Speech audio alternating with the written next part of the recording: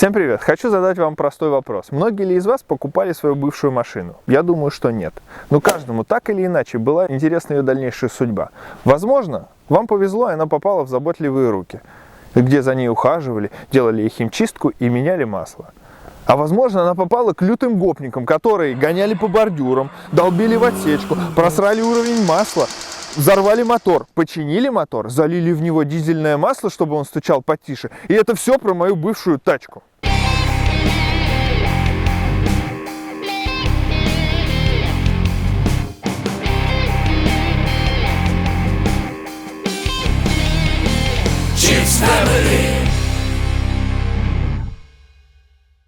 В этом эпизоде речь пойдет о моей любимой машине, которую по воле судьбы мне пришлось продать. И вот спустя 6 лет я встретил ее на доске объявлений. Перед вами Subaru Legacy 95 года в предсмертном состоянии. Двигатель стукнут, в кузовне помято, салон превращен в помойку. Естественно, оставить помирать ее в ушлом кооперативе я не мог. И было принято решение купить ее второй раз и дать ей вторую жизнь, так как именно эта машина окунула меня с головой в мир ЖДМ и познакомила с кучей интересных людей, среди которых я нашел друзей. Главная задача на сегодняшний день – установить новый силовой агрегат, переделать его в сингл-турбо и заставить серебрянку ехать. А как именно переделать субаровский твин-турбо в сингл, мы расскажем подробно в деталях через пару минут. Надеюсь, будет интересно. Поехали!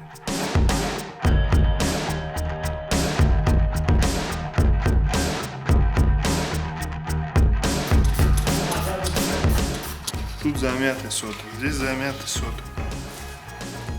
Все замято, короче, капец.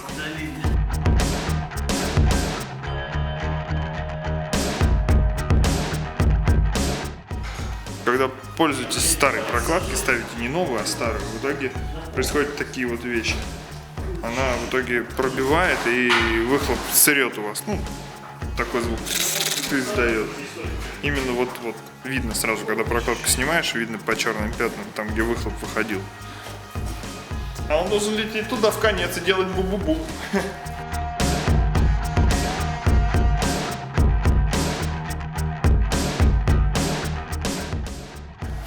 Вот это вот.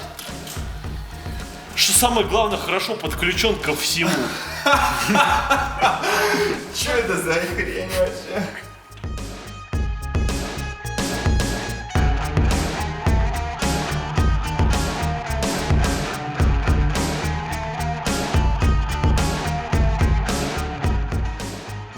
Двигатель снят. Вот эта вот штука в углу стоит, это вот мотор бывший наш. Да. Chiefs Family. Да что хочешь снимать? Chiefs Family.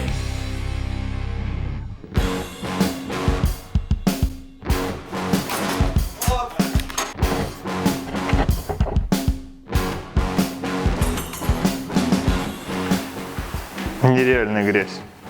Такого не должно быть. Должно быть вот так.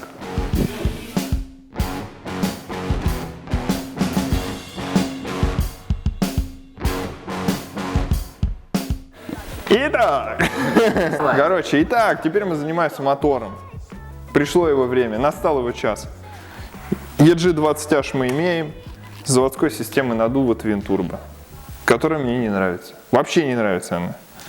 Когда она ездила, хорошо, она мне нравилась, а сейчас не нравится вообще. Вот. По какой причине?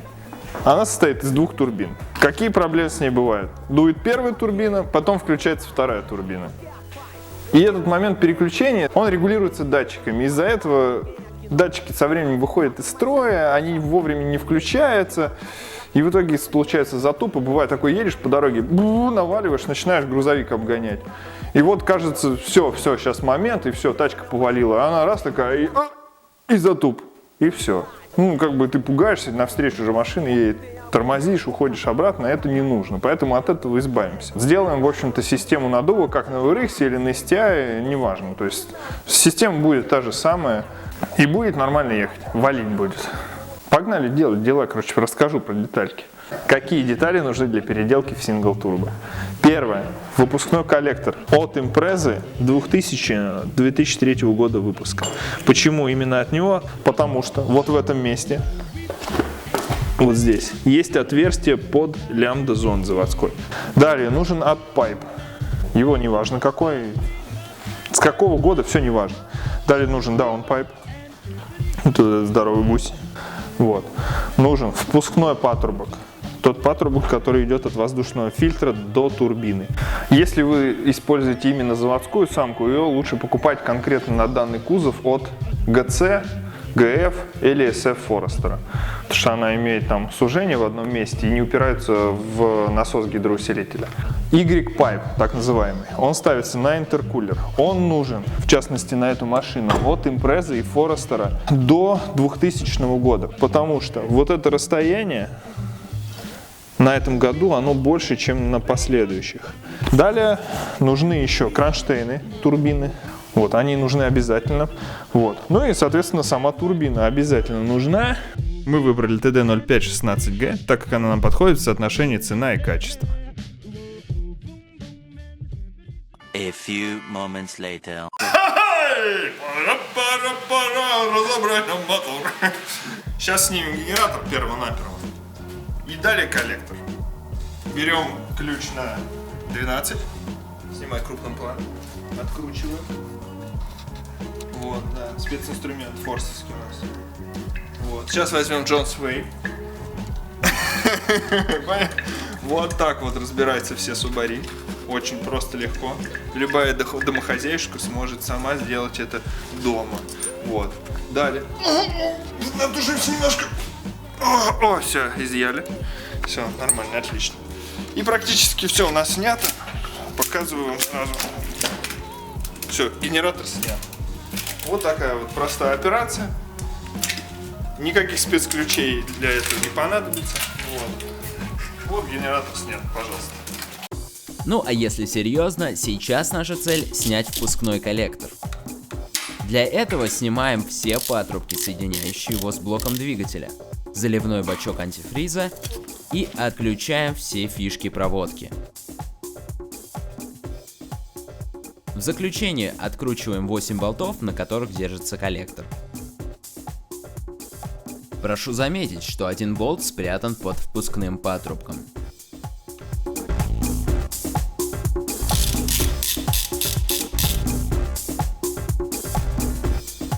Коллектор снят. Следующий шаг – снятие турбин. Сначала откручиваем трубку подачи масла. Затем отсоединяем шланги слива масла и антифриза. Проделываем данную операцию на второй турбине.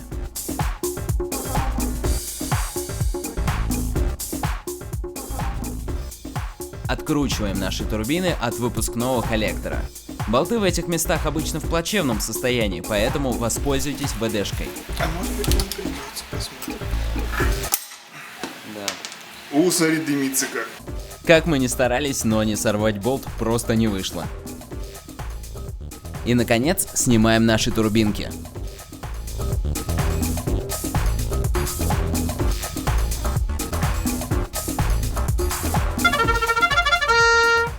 Переходим к следующему шагу – снятию выпускного коллектора.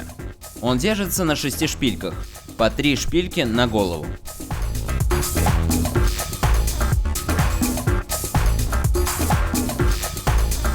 Готово. И вот в таком виде у нас сейчас находится двигатель. Он готов, так сказать, практически на 90% для сборки на сингл. Остались мелочи в виде трубок и шлангов, которые питали наши турбины. Это подача масла, это слив антифриза, ну и, соответственно, слив масла. Вот. Сейчас мы их деинсталируем.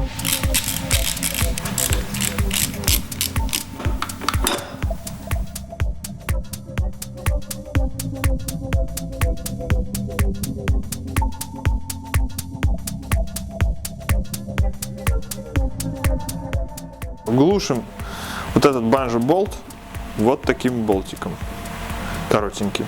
Это стояло, это будет стоять.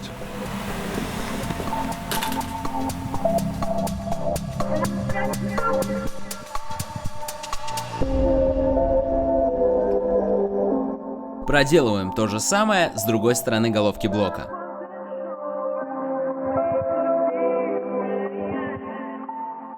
Про трубку трубку маслослива. Есть несколько вариантов, как от нее избавиться. Первый вариант, самый замороченный. Достаем ее из головки блока, берем метчик нужного размера, нарезаем резьбу и делаем заглушку. Второй вариант. Обрезаем трубку покороче, сминаем ее и делаем аккуратненький шовчик сваркой. Ну и третий вариант, самый простой. Резиновый патрубок, вставляем в него болт и хомутики. Быстро, дешево, надежно. Мы решили остановиться на втором варианте, чтобы у нас ничего не торчало и выглядело все более-менее красиво.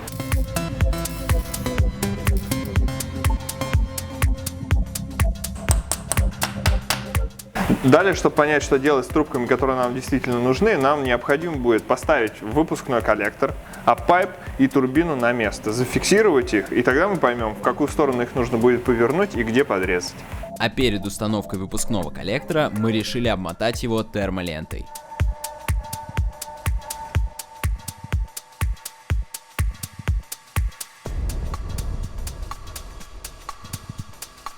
Ну и согласитесь, смотрится это гораздо лучше, чем штатные термокожухи. Ставим турбину и замеряем, насколько и как нам нужно корректировать наши трубки. Турбины могут отличаться, поэтому данная процедура индивидуальна для каждого случая. И снова деинсталируем всю конструкцию для того, чтобы снять трубку слива масла и подрезать ее. В очередной раз установив все, нам осталось подкорректировать трубку подачи масла и закрепить ее.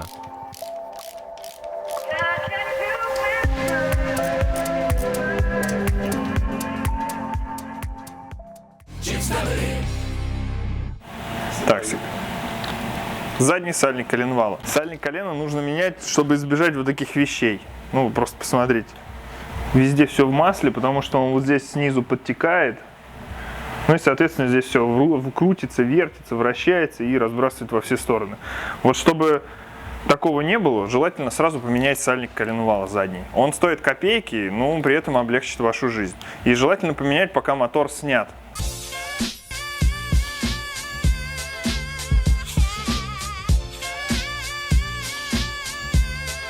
Больше черного. И, конечно, пока мотор снят, с ним легко проделать любые профилактические работы, начиная от переклейки поддона, заканчивая заменой прокладок головки блока цилиндров. Но в нашем случае последнее, к счастью, не требуется.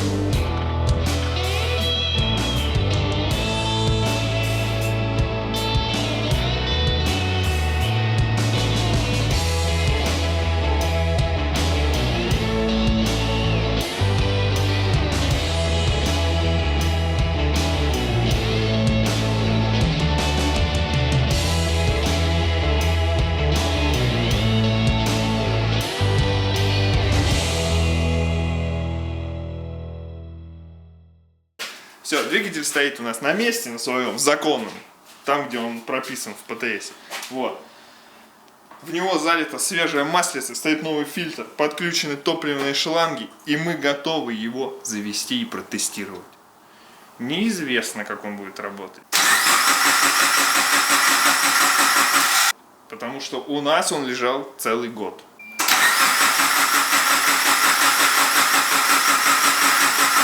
Перед этим он лежал неизвестное количество времени на разборке. Поэтому мы сейчас его попробуем завести. Для нас это будет точно таким же сюрпризом, как и для вас.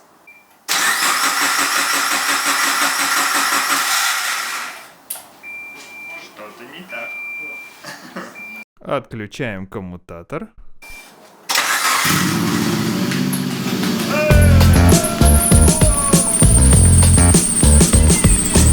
Это значит, что она скоро будет есть. Знаешь, что у тебя еще что-то горит. Что-то еще, да.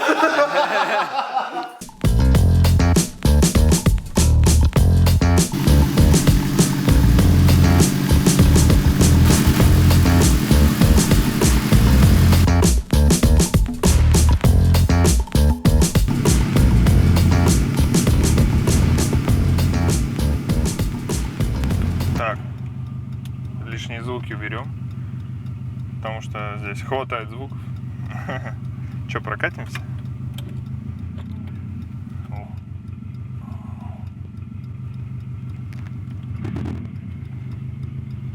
Картина лютая. О, кайф.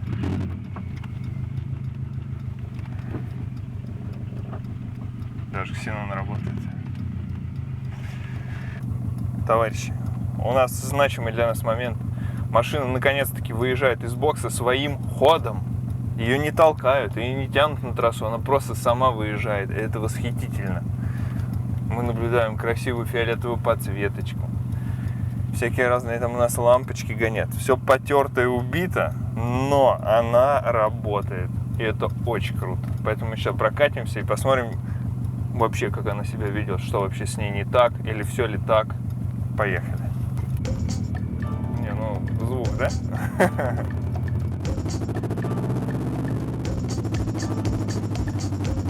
Офигеть. Как я хотел поездить на ней. Ай.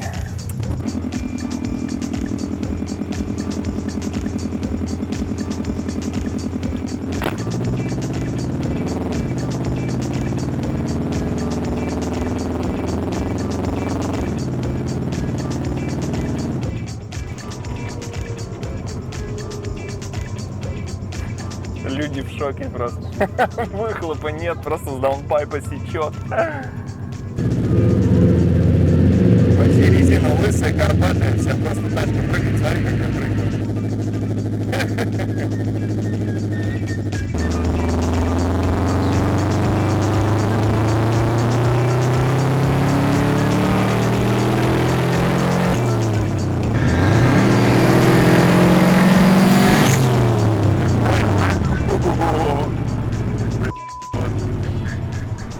Это, конечно, крутецко. Это крутецко. Вот это, я понимаю, старая тачка, я прямо ее узнаю.